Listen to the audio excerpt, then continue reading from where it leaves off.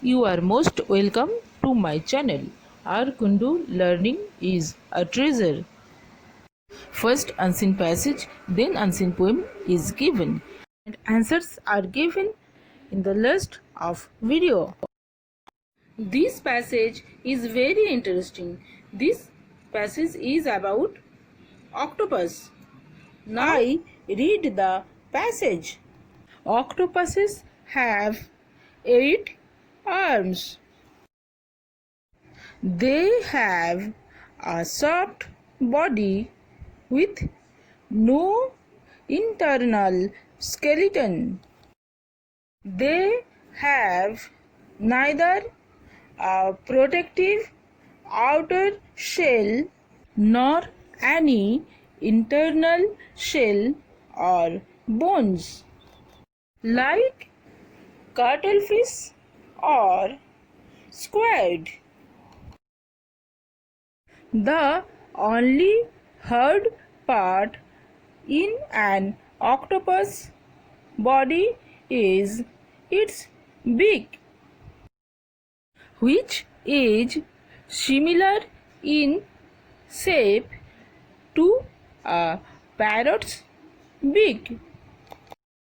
The octopuses have 2 fins and an internal shell. Octopuses have a short lifespan and some live for as little as 8 months. Large species like the North Pacific giant octopus may live for up to 5 years under suitable circumstances. The big blue octopuses are highly intelligent, probably more intelligent than any other order of invertebrates. Most of the octopuses can eject a thick black ink in a large cloud to aid in escaping from predators. Humans capture octopuses as food. However, some are kept in public and private aquariums as well. Now, questions with marks. First question: what do the octopuses do to evade predators? Next, what is the only hard part in an octopus's body? Third question, the beak of the octopus is similar to which bird? Fourth question, give a suitable title to the passage. Fifth question, why do humans capture octopuses? Next question, describe the ink cloud ejected by octopus and name it. And the last, find the words from the passage which means the same as the following: alike, situation, clever, possibly. Next, unseen poem. Who has seen the wind? Neither you nor I. But when the leaves trembling, the wind is passing through. Who has seen the wind? Neither you nor I. But when the trees bow down their heads, the wind is passing by. Oh, wind, why do you never rest? Wandering, whistling to and fro. Bring rain out of the west, from the dim north, bringing snow. Now, questions. First question: why do you think the leaves are trembling? Next, who never rest?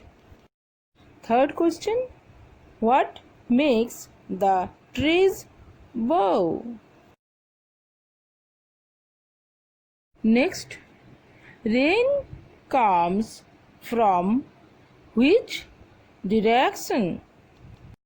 And the last is, give a suitable title to the poem. Now, answer of unseen passage. First question: what do the octopuses do to evade predators? Evade मतलब बचना, predators मतलब शत्रु. मतलब इस question का मतलब है octopuses क्या करते हैं टू इवेड प्रेडेटर्स, मतलब शत्रु से बचने के लिए ऑक्टोपसेस क्या करते हैं. अब क्वेश्चन पेपर में चलते हैं. अब पैराग्राफ में इधर है प्रेडेटर्स और इधर भी दोनों प्रेडेटर्स है, तो दोनों लाइन को चेक करना है. इसका बाद भी फुल स्टॉप है, इसका बाद भी फुल स्टॉप है. तो ये पहला वाला लाइन में क्या है? Most of the octopuses can eject a thick black ink in a large cloud to aid in escaping from predators. और दूसरा वाला लाइन में है, this ink cloud has a dull smell and is useful in evading predators. Second line में octopuses क्या करता है, इसमें ऑक्टोपसेस का कोई उल्लेख नहीं है, इसलिए आंसर होगा फर्स्ट लाइन, ये वाला लाइन. आंसर होगा most of the octopuses eject a thick black ink in a large cloud to aid in escaping from predators. आप नोटिस कीजिए इसमें इस आंसर में हम कैन हटा दिए. अगर आपको समझ में नहीं आता तो आप पूरा आंसर लाइन को लिख सकते हैं, आंसर के लिए कैन के साथ लिख सकते हैं, कोई दिक्कत नहीं होगा. Second question: what is the only hard part in an octopus body? मतलब ऑक्टोपस उसके बाद अपॉस्ट्रोफी है, मतलब ऑक्टोपस का. तो ऑक्टोपस बॉडी का क्या हार्ड पार्ट है? Only hard part. अब मूव टू पैराग्राफ. अब पैराग्राफ में देखिए, the only hard part in an octopus body is it's big. ये होगा आंसर. द आंसर होगा the only hard part in an octopus body is it's big. इसमें कोई भी वर्ड हम रिमूव नहीं किए हैं। अब next question, the beak of the octopus is similar to which bird. मतलब ऑक्टोपस का जो बीक है ये कौन सा बर्ड का सिमिलर है। आंसर के लिए पैराग्राफ में चलते हैं। पैराग्राफ में देखिए उसी का बाद वाला लाइन जो है, पहले वाला क्वेश्चन में जो लाइन आंसर किए थे उसी का बाद वाला लाइन है, which is similar in shape to a parrot's beak. तो कौन सा बर्ड का है, पैरट का। ये वाला आंसर थोड़ा सा बनाकर लिखना पड़ेगा, इसलिए लिख कर दिखाते हैं कैसे लिखना है। The beak of the octopus is similar in shape to a parrot's bird. हम पैराग्राफ से इधर से कॉपी किए, similar in shape to a parrot's bird. अगर आप चाहते तो ऑक्टोपस इज सिमिलर के बाद टू अ पैरट्स बर्ड, ये भी आंसर सही होगा।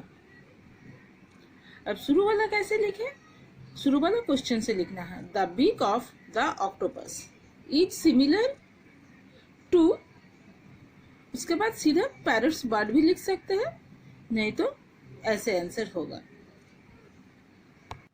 Next question, give a suitable title to the passage. Passage को एक तो टाइटल देना है।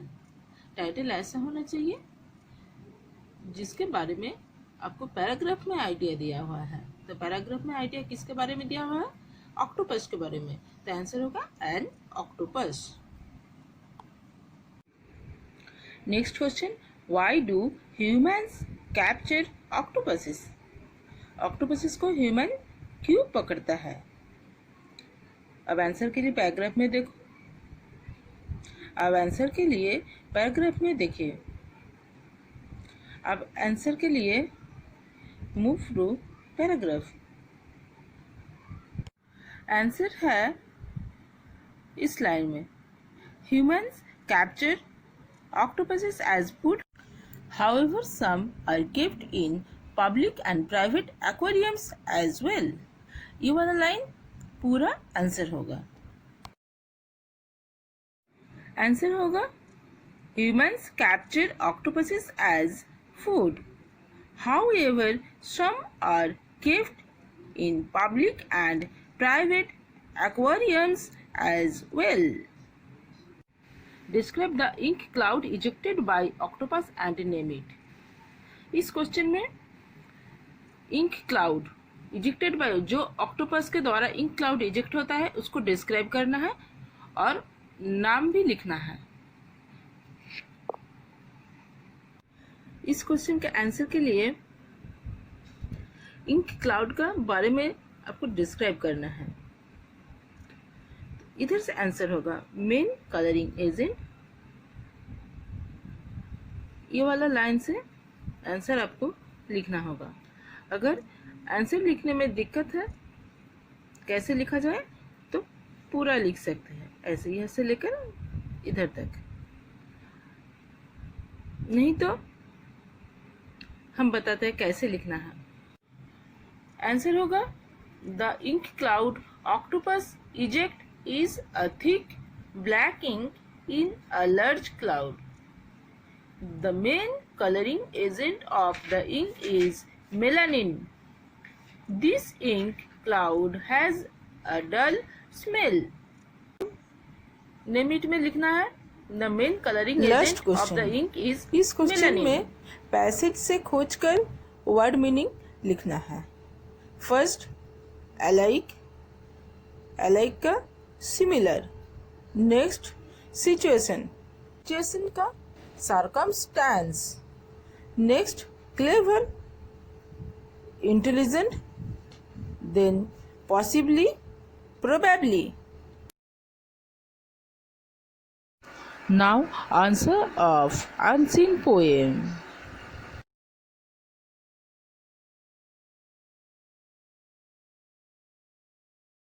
First question, why do you think the leaves are trembling?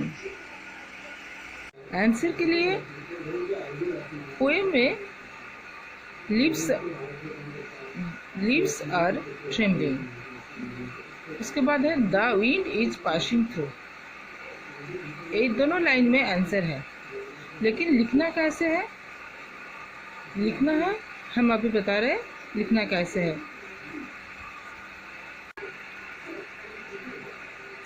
Starting की है क्वेश्चन से, द लीव्स आर ट्रेम्बलिंग, फिर बिकॉज लगाए, क्यों? इसमें हुआई है, बिकॉज। उसका दूसरा line the wind is passing through. Question, who never rest, मतलब नेवर मतलब कभी नहीं, कौन कभी नहीं रेस्ट करता है। पोएम में देखिए ये वाला लाइन है, O wind why do you never rest, मतलब यू मतलब किसको बोला जा रहा है? विंड को। विंड को बोला जा रहा है आप रेस्ट क्यों नहीं करते हैं। तो आंसर है द विंड नेवर रेस्ट। वैसा ही लिख ली, the wind never rest. Next question, what makes the trees bow. Poem में देखिए ट्रीज बो, आंसर होगा वर्ड, तुम हमको मैचिंग मिल गया, ट्रीज बो ये वाला लाइन में, तो आंसर होगा व्हेन द ट्रीज बो डाउन देयर हेड्स। इसके बाद इसको स्मॉल लेटर कर दीजिएगा, the wind is passing by. Answer लिखने में दिक्कत होगा तो ये वाला पूरा आंसर लिख सकते हैं, नहीं तो और क्या आंसर होगा वो भी बता रहे हैं। आंसर देखिए लिख लिया दूसरे टाइप से, when the wind passing by that makes the trees bow। bow मतलब धनुष की तरह।